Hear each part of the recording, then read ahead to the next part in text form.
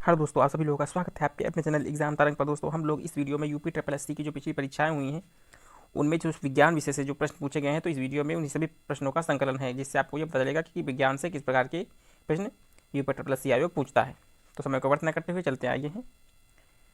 तो सबसे पहला प्रश्न है कि ऐसे अमीनो एसिड जिनमें COOH यानी कार्बोक्सिलिक एसिड समूह के बदले NH2 समूह उपस्थित हो तो उसे क्या कहा जाता है। दोस्तों, इसका सही जवाब है option number C, basic amino acid. अगला हमारा प्रश्न, निम्नलिखित में कौन सा विकल्प माइक्रोन्यूट्रिएंट्स नहीं है। लोहा, सोडियम, नाइट्रोजन, जिंक। अच्छा, माइक्रोन्यूट्रिएंट्स मतलब सूक्ष्म पोषक तत्व, आप लोगों को पता होगा सूक्ष्म पोषक तत्व। तो कौन कौन से, लोहा भी है, सोडियम भी है, ये दोस्तों नाइट्रोजन नहीं है। यानी पूछ रहा है कौन सा नहीं है, नाइट्रोजन। ऑप्शन नंबर सी सही है इसका। और जैसे आपका क्रोमियम, आयोडीन, मैग्नीशियम, तो ये सब क्या है, माइक्रोन्यूट्रिएंट्स है। और माइक्रोन्यूट्रिएंट्स वो होते हैं जो शरीर में बहुत ही कम मात्रा में शरीर को चाहिए और बहुत ही कम मात्रा में हम उनको ग्रहण करते हैं पूरे जीवन में। तो अगला जो प्रश्न है, खाना बनाते समय निम्नलिखित में कौन सा विटामिन अत्यधिक ताप के कारण आसानी से नष्ट हो जाते हैं। तो इसका सही जवाब है option number C, vitamin C. और दोस्तों, ये विटामिन जो टॉपिक है ये मोस्ट इंपॉर्टेंट है, तो आप लोग इसके बारे में अवश्य पढ़ लीजिएगा, क्योंकि इससे यूपी ट्रिपल एससी की परीक्षाओं में बहुत ज़्यादा प्रश्न पूछे गए हैं। तो आप लोग इसको अच्छे तरीके से पढ़ लीजिएगा। अभी एक हफ्ते का समय है, तो इसको आसान बहुत ही तैयार कर लीजिएगा। अगर इससे प्रश्न आया तो आपका एक नंबर पक्का है। अगला हमारा प्रश्न है, निम्नलिखित में किन विकल्पों में केवल थर्मोसेटिंग प्लास्टिक उपस्थित होते हैं।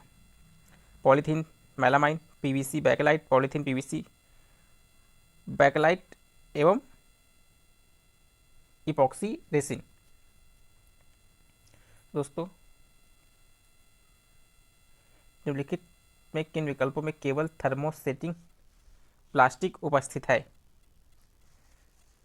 तो इसका सही जवाब है ऑप्शन नंबर डी, बैकलाइट एवं इपॉक्सी रेजिन। और दोस्तों, ये जो है बैकलाइट ये थर्मोसेटिंग प्लास्टिक है, लेकिन PVC जो है ये थर्मोप्लास्टिक है। अच्छा, थर्मोसेटिंग क्या होता है, थर्मोसेटिंग का मतलब होते हैं जिनको गर्म करके हम किसी रूप में परिवर्तित कर देते हैं, लेकिन उसके बाद हम उसको दोबारा फिर गर्म करके उनका आकार नहीं बदल सकते।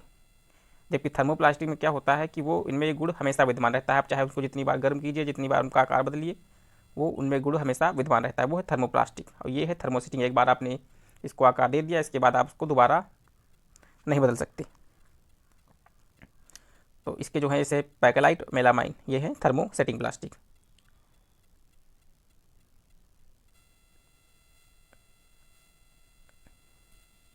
निम्नलिखित में किस विकल्प का निर्माण काठ की लुगदी से किया जाता है। काठ की लुगदी मतलब wood pulp, wood pulp. Polyester, Teflon, nylon, rayon. तो इसका सही जवाब है option number D, Riyan.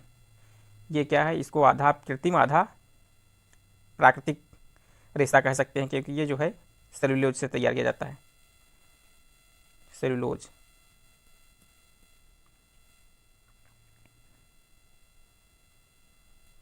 Synthetic fibre के संबंध में निम्नलिखित में कौन सा कथन गलत है। सिंथेटिक फाइबर मतलब कृत्रिम रेशा की बात कर रहा है, यहाँ पे बात हो रही है कृत्रिम रेशा की।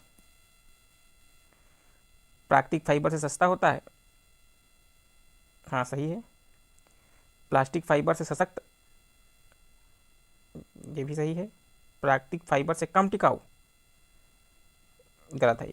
यानी कि जो इसमें हमसे गलत ही पूछा गया है, यानी कि ऑप्शन नंबर सी सही है। ये प्राकृतिक फाइबर से भी अधिक टिकाऊ होते हैं। दोनों तरफ से तकने में आसान, ये भी सही। तो हमसे गलत पूछा गया था, तो इसमें ऑप्शन नंबर सी गलत है, क्योंकि ये कम टिकाऊ नहीं, अधिक टिकाऊ होते हैं प्राकृतिक फाइबर से। तो अब अगले प्रश्न पे, किस तापमान पर पानी का घनत्व अधिकतम होता है। 0 degree Celsius, 100 degree Celsius, 4 degree Celsius, 250 degree Celsius. तो इसका आप लोगों को पता होगा कि ये option number C, 4 degree Celsius पे पानी का घनत्व जो है सर्वाधिक होता है। इसको आप लोगों ने हाई स्कूल में पढ़ा होगा। निम्नलिखित में कौन सा विकल्प ऑक्जेलिक एसिड का स्रोत है। तो इसका सही जवाब है ऑप्शन नंबर डी, टमाटर। दोस्तों, इसमें विटामिन सी भी पाया जाता है, लेकिन पकने के उपरांत क्या होता है कि इसमें विटामिन सी की मात्रा कम हो जाती है और ऑक्जेलिक एसिड की मात्रा बढ़ जाती है। तो इसका सही जवाब है ऑप्शन नंबर डी। निम्नलिखित में से कौन से उद्योगों में वॉशिंग सोडा का प्रयोग नहीं करते हैं। शीशे के उद्योग में, बोरेक्स के उत्पादन में, पानी के स्थायी खारेपन को हटाना, रासायनिक उद्योगों में ऑक्सीडाइजिंग एजेंट के रूप में। तो इसका सही जवाब है ऑप्शन नंबर डी। इसमें इसका प्रयोग रासायनिक उद्योगों में ऑक्सीडाइजिंग के रूप में इसका प्रयोग नहीं करते हैं वॉशिंग सोडा का। पीने के पानी में फ्लोराइड की कितनी मात्रा की सिफारिश की जाती है?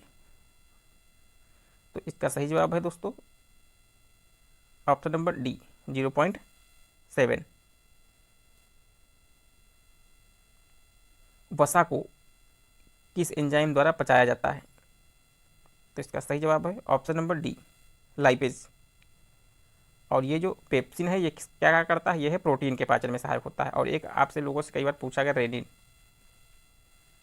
तो दोस्तों इसका कार्य है ये जो 8 वर्ष से कम उनके बच्चे होते हैं उनके दो दूध में जो एक पाया जाता है केसी नामक, तो उसको पचाने के लिए ये पचाता है रेनिन। तो इससे पूछ ले तो आप लोग उसको याद रखिएगा। तो अगला हमारा प्रश्न है ट्रांसफार्मर किस सिद्धांत पर कार्य करता है? तो इसका सही जवाब है ऑप्शन नंबर बी पारस्परिक प्रेरण। और ये जो ट्रांसफार्मर है सिर्फ एसी पे काम करता है, डीसी में काम नहीं करता है। और इसका कार्य क्या है? वोल्टेज को जो आप लोगों ने देखा होगा स्टेबलाइजर में ट्रांसफार्मर लगा होता है, तो ये क्या है? विद्युत विभव को घटाने बढ़ाने में इसका यूज होता है। घेघा रोग किसकी अल्प सक्रियता के कारण होता है? ऑटोग्रंथ, उपल ग्रंथि, बाल्य ग्रंथि, पीयूष ग्रंथि। तो ये जो है घेघा आप लोगों ने आयोडीन प्रचार देखा होगा आप लोगों ने, आयोडीन की कमी से क्या होता है? तो घेंघा रोग। तो ये जो है ऑटोग्रंथ मतलब थायराइड ग्रंथि, ऑप्शन नंबर ए। आयोडीन की कमी से घेंघा रोग हो जाता है। तो जब थायराइड ग्रंथि भाई आयोडीन कमी होगी तो उसमें जो थायराइड है उसकी सक्रियता कम हो जाएगी, जिसके कारण क्या होता है? ये घेंघा रोग हो जाता है। ध्वनि का किस माध्यम से गमन नहीं हो सकता? तो ध्वनि जो है वो किस माध्यम में गमन नहीं करती है? तो ये निर्वात में और इस्पात में सर्वाधिक। चेचक स्मॉल पॉक्स का रोग कारक जीव कौन सा है? तो इसका सही जवाब है option number B variola virus. और इसका जो टीका है वो पूछ लीजिए, जैसे मान लिया आपका, तो वो एडवर्ड जेनर। हमारे भोजन आहार का प्रोटीन घटक मुख्य रूप से किसके लिए उत्तरदायी है? तो इसका सही जवाब है वृद्धि और मरम्मत के लिए। प्रोटीन जो है हमारे शरीर में वृद्धि और मरम्मत के लिए आवश्यक है। माचिस की डिब्बी की सतह से जब माचिस की तीली टकराती है तो ऊर्जा का कौन सा रूप एवं चमकीली लौ में प्रज्वलित होने का कारण बनता है? तो कौन सी ऊर्जा होती है? तो ये इसको कहेंगे हम सी यानी रासायनिक ऊर्जा। यानी उसमें जो रेड कलर का फास्फोरस लगा होता है, रेड फास्फोरस, उसको जब करते हैं तो रासायनिक ऊर्जा के कारण वो जल जाती है। ध्वनि निम्नलिखित में से किस माध्यम में यात्रा नहीं कर सकती? तो अभी जो प्रश्न आया उसी तरह ये भी है किस, तो ये निर्वात में यात्रा नहीं कर सकती। प्लास्टर ऑफ पेरिस निम्नलिखित में किसका एक उत्पाद है? तो इसका सही जवाब है ऑप्शन नंबर सी कैल्शियम। अच्छा, प्लास्टर ऑफ पेरिस यानी कैल्शियम सल्फेट हेमीहाइड्रेट।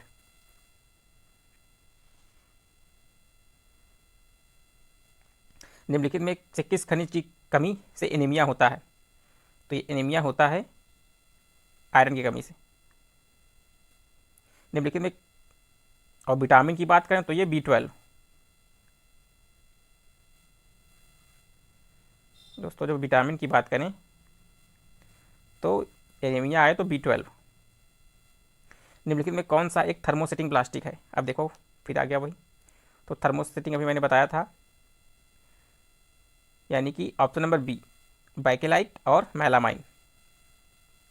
ये कौन से हैं? ये हैं थर्मोसेटिंग। और थर्मोप्लास्टिक पॉलीथीन हो गया, PVC हो गया, पॉलिस्टर हो गया, ये सब थर्मोप्लास्टिक हैं और ये थर्मोसेटिंग।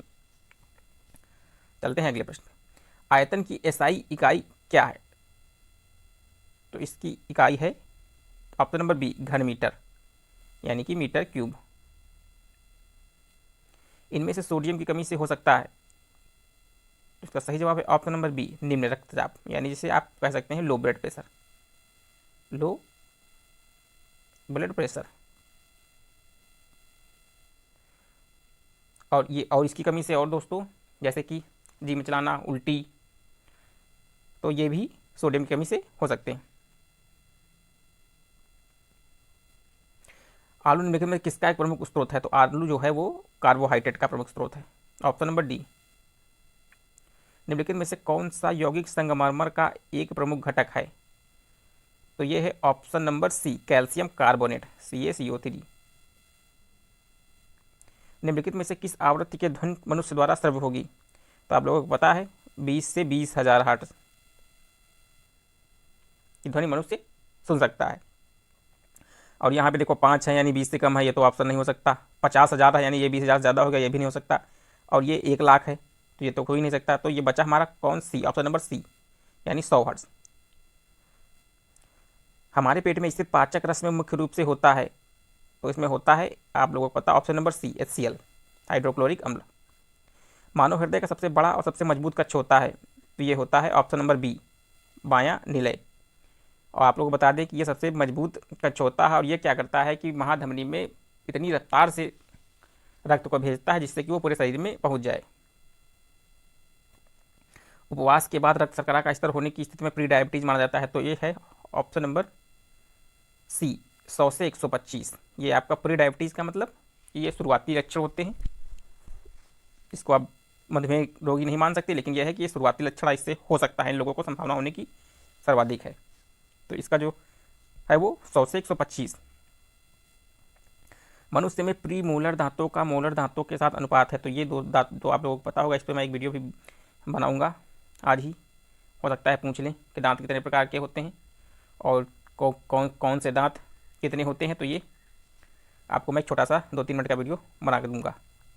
तो ये जो है option number A, pre molar मतलब अग्र चर्वणक बात कर रहा है, अग्र चर्वणक, अग्र चर्वणक की बात कर रहा है। मोलर मतलब चर्वणक, और इसे क्या कहते हैं, अक्लदाड़। तो इसका जो है 2:3 होता है। आप लोगों को पता होगा 2 प्रकार के होते हैं, जैसे आपका होगा रदनक, कृतंक। तो अब उसको मैं 1-2-3 मिनट का वीडियो बनाऊंगा, तो आगे बताऊंगा मैं आपको। निम्नलिखित में कौन सी गैस ग्रीन हाउस गैस नहीं है? तो मीथेन, नाइट्रोजन, जलवाष्प, कार्बन डाइऑक्साइड। तो दोस्तों ये है नाइट्रोजन, ये है जो ग्रीन हाउस गैस नहीं है, ऑप्शन नंबर बी। बाकी ये मीथेन, जलवाष्प, कार्बन डाइऑक्साइड ये सब ग्रीन हाउस गैसें हैं। जब बेकिंग पाउडर को में पानी मिलाया जाता है तो कौन सी गैस निकलती है? तो इसका सही जवाब है option number B, carbon dioxide यानी कि CO2 निकलती है। निम्नलिखित में से किस विकल्प के जरिए हमारे शरीर को एमिनो एसिड प्राप्त होता है? तो यह प्राप्त होता है प्रोटीन से, ऑप्शन नंबर सी। रक्त स्कंदन के लिए आवश्यक है फोलिक अम्ल, पोटेशियम या फिर आयरन। तो ये दोस्तों विटामिन के।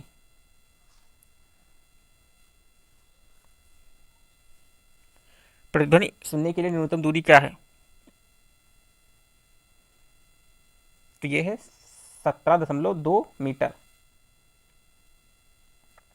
निम्नलिखित में कौन सा विकल्प द्वितीय श्रेणी का उत्तोलक का उदाहरण है? अच्छा, आप लोग पता होगा उत्तोलक कितने प्रकार के होते हैं? तो 3 प्रकार के। तो हमसे पूछा गया है द्वितीय श्रेणी का उत्तोलक। तो व्हील बैरो मतलब कि गाड़ी, एक पहिए वाली गाड़ी जो होती है पुरानी, तो ये जो है द्वितीय श्रेणी का उत्तोलक है, ऑप्शन नंबर ए। और इसके अलावा जैसे आपका हो गया ये व्हील बैरो हो गया, ठीक है। और जो आपका मशीन, तो ये आपका द्वितीय श्रेणी का उत्तोलक है। हाथ, मनुष्य के हाथ, कोनी, तो ये तृतीय श्रेणी का उत्तोलक है। जैसे कि फर्स्ट की बात करें तो जैसे आयास और भार के बीच में क्या होता है, आलम्ब, ये प्रथम श्रेणी का उत्तोलक है। दूसरी श्रेणी के उत्तोलक में क्या है कि आयास और आलम्ब के बीच में क्या होता है, भार। और तीसरे में क्या होता है कि भार और आलम्ब के बीच में क्या होता है, आयास। यानी तो हमसे पूछा गया ये बीच में भार। तो नींबू निचोड़ने की मशीन है, तो देखिए फलक्रम लगाते हो बीच में नींबू रख के, तो ये जो है द्वितीय श्रेणी का उत्तोलक है। तो यह समझ लीजिए आप लोग। अब चलते हैं अगले प्रश्न पे। सिलिकॉन क्या है? तो सिलिकॉन एक है उपधातु। उपधातु वो होते हैं जो जिसमें धातु और धातु दोनों का गुण पाया जाता है। हमारे शरीर में कुल पोषक तत्व तथा खनिजों का 90% शरीर के किस भाग में सर्वाधिक रूप से सोख लिया जाता है? तो ये है ऑप्शन नंबर डी, यानी छोटी आंत, बड़ी आंत, छोटी आंत। प्रकाश संश्लेषण में रोशनी किस ऊर्जा में परिवर्तित होती है? तो प्रकाश संश्लेषण रोशनी जो है वो रासायनिक ऊर्जा में परिवर्तित होती है। जब लोहे की कील को जंग लग जाए तो कील का वजन बढ़ता है, घटता है, ना बढ़ता है और ना ही घटता है, इनमें से कोई नहीं। तो दोस्तों, जब लोहे की कील में जंग लग जाए तो उसका वजन क्या होता है, वो बढ़ जाता है। पौधे के किस हिस्से से हल्दी प्राप्त की जाती है जो आमतौर पर रंग और एंटीसेप्टिक के रूप में इस्तेमाल की जाती है? तो ये है जड़, ऑप्शन नंबर ए। और जो आलू है वो दोस्तों क्या है, तना। एक फ्रिज में शीतलक है तो वो है फ्रियोन, ऑप्शन नंबर डी। इनमें से कौन सा विद्युत का सर्वोत्तम चालक है? तो इसमें है ये ऑप्शन नंबर सी, समुद्री जल, क्योंकि इसमें कई तरह के तत्व और पाए जाते हैं जो कि क्या होता है, उबालने के बाद ये इससे नष्ट हो जाते हैं। तो जो सर्वोत्तम चालक है वो है समुद्री जल विद्युत का। सबसे बड़ी अंतःस्रावी ग्रंथि है तो ये है आवटु ग्रंथ, यानी कि थायराइड।